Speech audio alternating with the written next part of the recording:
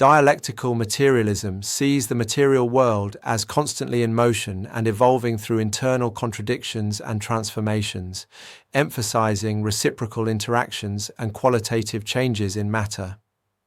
Mechanistic materialism, in contrast, views the world as a collection of discrete, unchanging mechanical particles with one-way cause and effect relationships, often leading to a deterministic and oversimplified understanding of reality. Dialectical materialism differs from mechanistic materialism primarily in how it understands the nature of change. While mechanistic materialism sees change as deterministic and linear, based solely on external forces, dialectical materialism views change as a dynamic, internal process driven by contradiction and development. The source of motion. A mechanistic materialist would see the universe as a giant clock, with motion set into it from the outside and continuing predictably.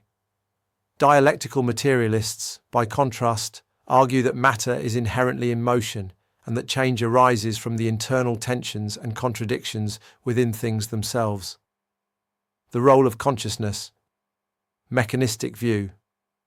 Ideas and consciousness are secondary byproducts of physical processes in the brain, with no independent power. The idea of consciousness having an effect on the material world is seen as a form of idealism. Dialectical view. While ideas originate from material conditions, they are not a passive reflection. They become an active force that can shape and transform the material world.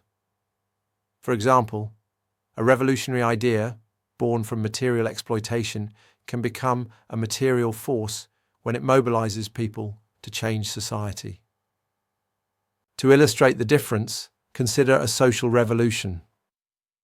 A mechanistic materialist might simply attribute a revolution to a change in the economic structure. The ideas of the revolutionaries would be dismissed as epiphenomena, with no causal power of their own.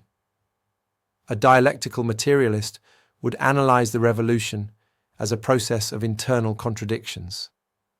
Economic hardship, material conditions, create social tensions. This leads to new ideas and political consciousness among the oppressed, consciousness affecting material conditions. The struggle between the opposing classes, the unity and conflict of opposites, eventually triggers a qualitative change, the overthrow of the old social order.